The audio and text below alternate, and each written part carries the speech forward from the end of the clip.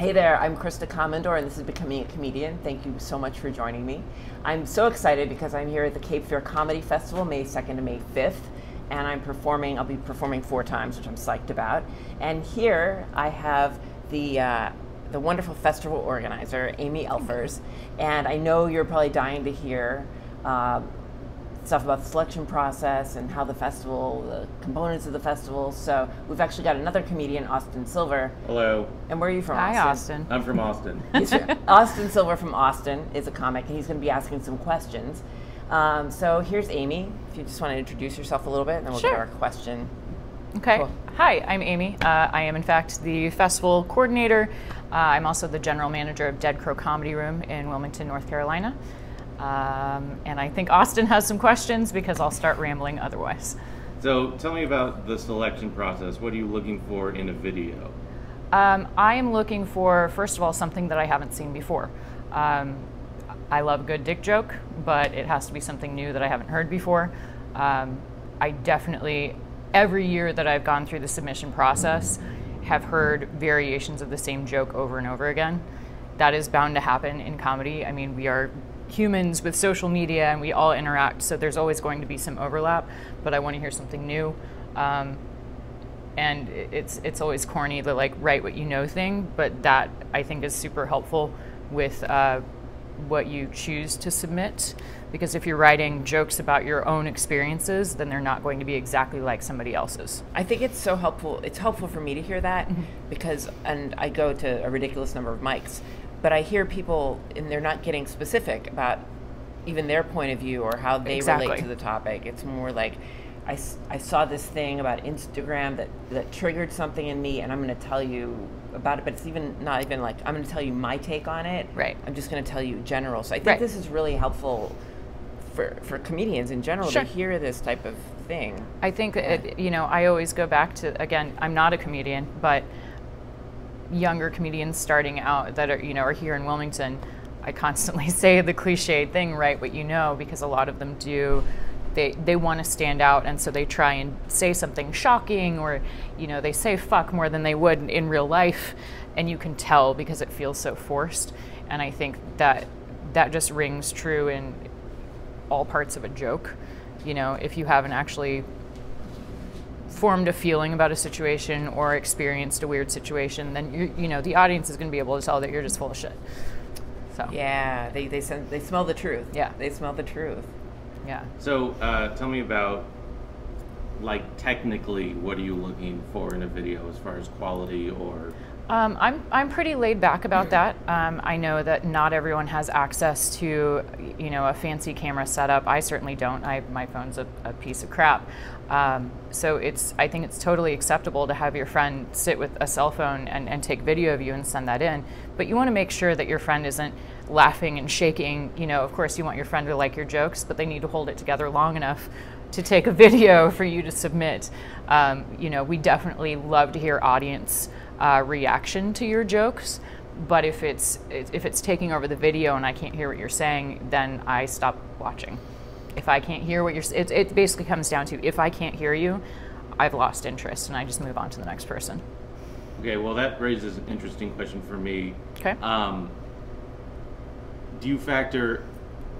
Can you see like a quiet set, someone's doing well in your opinion with good material, but the crowd isn't into it? How does that?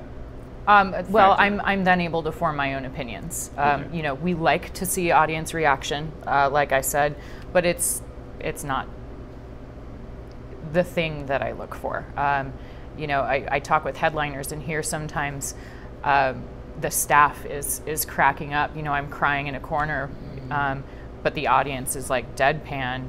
I think it means more when the staff who watches comedy nonstop is freaking out about a joke. And so if an audience isn't getting it, yes, know your audience, but also, sometimes that's going to happen. If it's good material, then I think the people going through submissions are going to recognize that.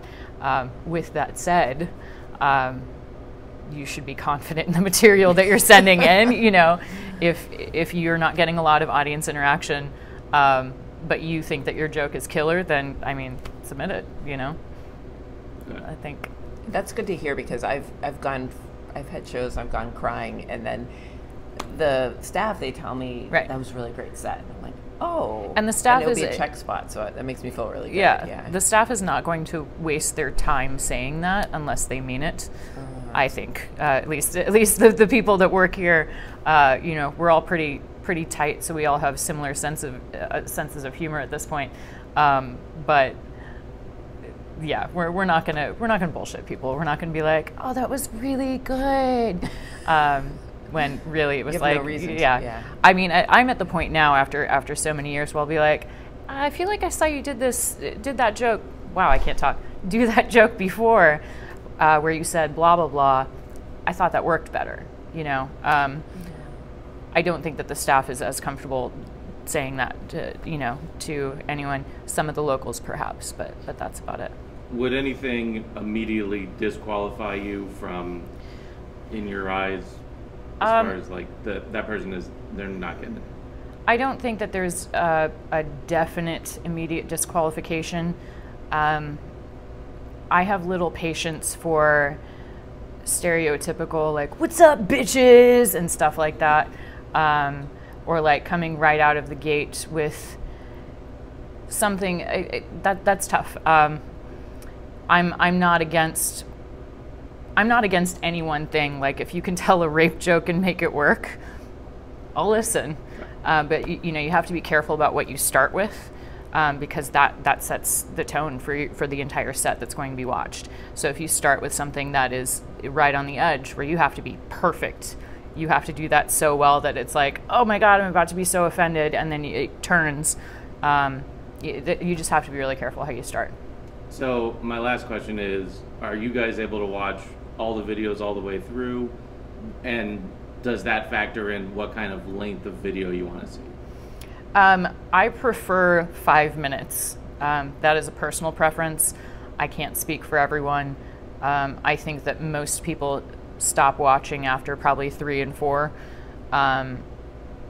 If within a minute of watching somebody, if I've immediately started laughing and I think that they're great, I probably stop watching, and hope that they don't come here and say something terrible on one of the local stages, because we have run into that.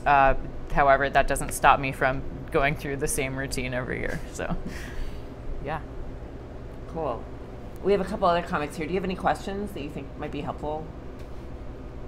Hi. Cool. Okay. Well, thank you so much for joining me, Aimee. Thank you for Thanks for having me. you for your time. It's been really so much fun. My Cool. first show was so much fun. I had a Good. great time. So, and it's great hanging out. And she's really fostering a lot of community too. Thanks. Like I have the sense that just encouraging comedians to interact and do things together, and a bunch of us are having lunch now. So it's really great opportunity for networking, just meeting other comedians. I like hearing that. Yeah. that's what I hope for. So Yeah, cool. in a really low-key environment. So I just really appreciate that. Awesome. Thank you so much. Awesome. Appreciate it. Thank you so much for joining me. If you have any questions that aren't troll-like, please, or comments, please put them on the channel. Please subscribe if you like this, and if there's something you'd like me to address in the future, please let me know. All right, thank you so much for joining me. I'm Krista Komondor. This is Becoming a Comedian. Have a great night.